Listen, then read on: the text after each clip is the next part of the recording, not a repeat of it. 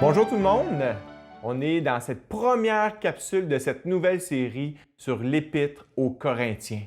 Puis on va couvrir vraiment les chapitres 1 à 4 de l'Épître de Paul aux Corinthiens.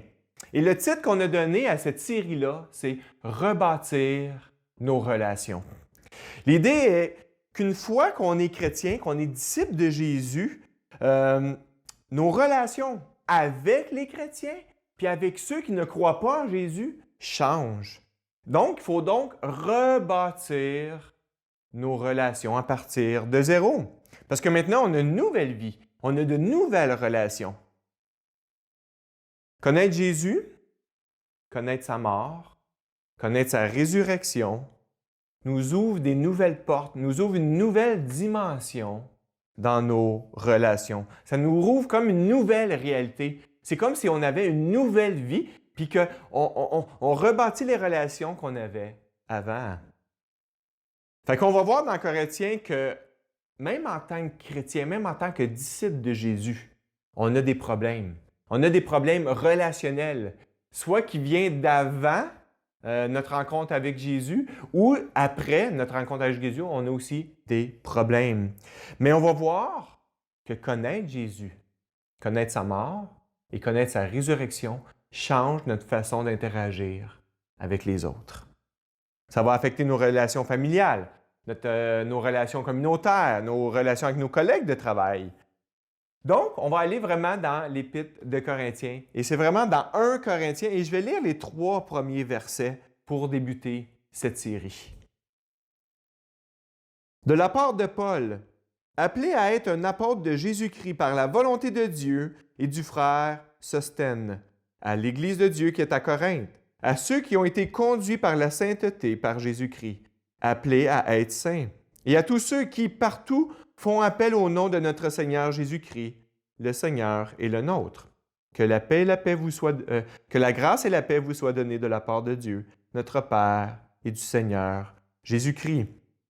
Déjà au verset 1, de la part de Paul, appelé à être apôtre de Jésus-Christ. Ça veut dire quoi ça, appelé à être apôtre de Jésus-Christ? Bien, Paul a été mis à part, a été mis de côté, a été pris par Dieu pour une mission particulière. Et cette mission-là, et c'est vraiment ça le mot apôtre, mis à part pour une mission. Alors, Paul a été mis à part pour une mission particulière. Et c'est quoi cette mission-là? C'est vraiment d'enseigner que Jésus change notre vie. Comment Jésus change notre vie? Et c'est vraiment ça que Paul a enseigné sur la base de tous les prophètes de l'Ancien Testament. Et là, on arrive au verset 2. À l'Église de Dieu, on parle à ceux qui ont mis, aux chrétiens, à ceux qui sont disciples de Jésus, à ceux qui ont mis leur confiance en Jésus, qui est à Corinthe, à ceux qui ont été conduits à la sainteté par Jésus-Christ. C'est quand même des gros mots, là. Paul est en train d'écrire à ceux que Jésus a pris et que Jésus est en train de les prendre et de les amener à la sainteté. Fait que Paul parle vraiment à ceux qui ont mis leur confiance en Jésus. Et c'est certainement de toi à qui Paul écrit cette lettre. Lorsque on a mis notre confiance en Jésus, on est appelé à devenir saint. Jésus nous prend et nous amène dans cette sainteté-là. Et là, c'est encore un gros mot, c'est la sainteté. La sainteté, c'est quoi? Mais la sainteté, c'est de voir des changements dans notre vie. Voir que Jésus, dans notre vie, change notre façon de penser, change nos relations, change notre caractère, change nos actions. La bonne nouvelle, l'Évangile, c'est que notre relation avec Dieu a été rétablie. Je repars du bout. On a été créé pour être en relation avec notre Créateur. Mais les choses ont mal tourné. On a péché, on a désobéi à Dieu, et les conséquences, c'est qu'on est tombé dans un esclavage de notre péché, plus capable de s'en sortir, esclave, enchaîné. On fait le mal, on se fait mal et on fait mal, puis on n'est pas capable de se sortir de ce cycle-là.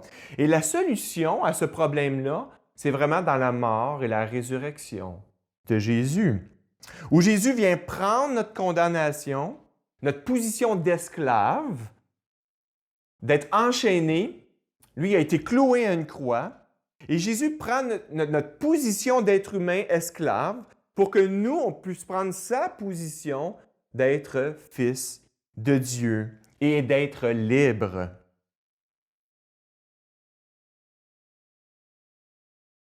Et en faisant cet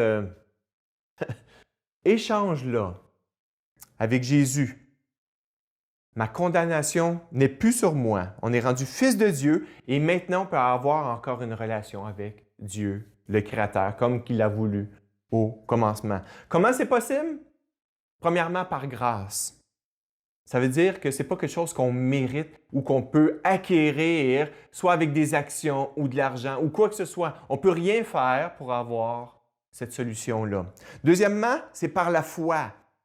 Une confiance complète en Jésus.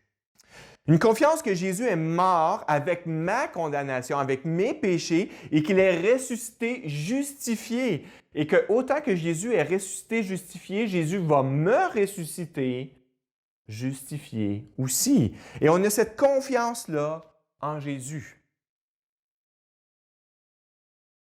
Et les conséquences de cette confiance-là, de cette foi-là, de cette grâce-là, c'est que je meurs à mon ancienne vie d'esclave et je renais pour une vie libre. Et c'est là qu'on débute une nouvelle vie avec Jésus.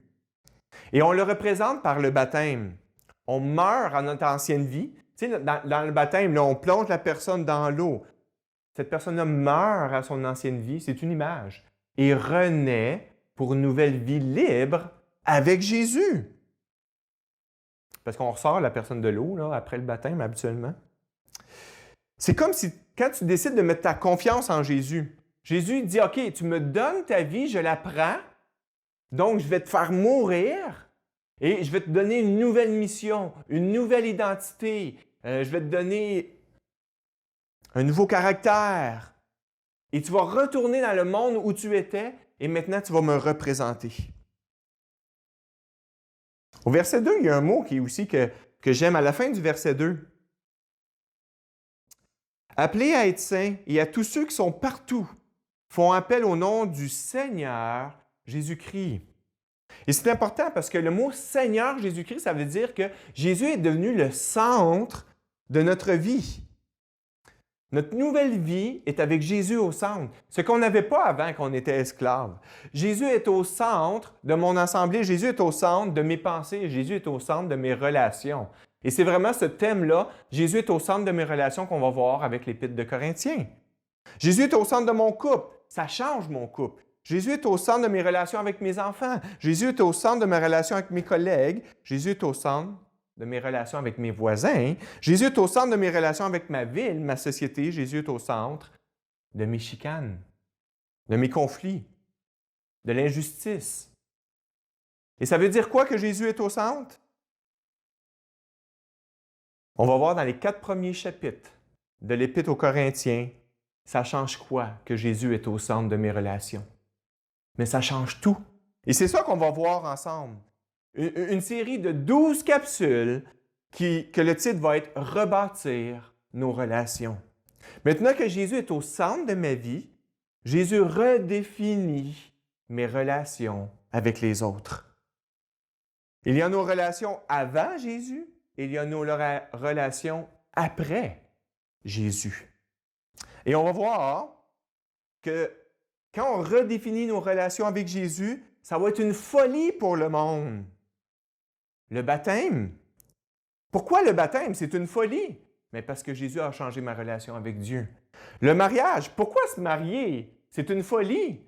Parce que Jésus a changé ma relation avec mon chum puis ma blonde. On va voir que c'est une folie d'avoir Jésus au centre de nos relations pour le monde, mais une sagesse pour Dieu. Pourquoi on peut avoir la paix dans l'injustice? En tout cas, je ne vais pas trop en parler parce qu'on va avancer ensemble dans cette série-là. La mort de Jésus change ma relation avec ceux qui sont disciples de Jésus, mais aussi avec ceux qui ne croient pas en Jésus. rebâtir nos relations. Et ça va vraiment se passer aussi, on va voir dans l'Épître de Corinthiens, par l'Esprit qui va transformer nos cœurs. Et une fois que notre cœur va être transformé par l'Esprit, ça va changer nos actions. On va le voir avec des conséquences dans nos actions. On va le voir par le pardon, la tempérance, lutter contre l'injustice, prendre soin de la veuve puis l'orphelin. Ah, j'ai bien hâte d'avancer dans cet enseignement-là que Paul nous a donné à travers la Bible, rebâtir nos relations. J'ai tellement besoin que Jésus vienne rebâtir mes relations. Êtes-vous prêts à le suivre? Êtes-vous prêts à mettre Jésus au centre? Êtes-vous prêts que Jésus change vos relations? J'aimerais qu'on puisse prendre une minute de silence, juste pour parler à Dieu. Juste pour se recentrer, revenir avec Dieu. Puis demander à Dieu, Dieu, je veux comprendre comment la mort de Jésus change mes relations. Je ne suis pas sûr que je comprends tout, mais je veux le comprendre, Dieu. Que Jésus change mes relations. Ça me semble une folie, Seigneur, mais je veux te faire confiance. Fait que prenez juste une minute de silence. Parlez à Dieu. Et dites-lui, je ne comprends pas tout, mais je veux comprendre comment Jésus, la mort et la résurrection de Jésus, changent ma relation avec mon chum, ma blonde, ma famille, mes parents qui m'ont fait mal, mes voisins, ma société, mon patron, mes collègues, mes employés, ça change tout. Parce que Jésus fait la différence. Bonne journée.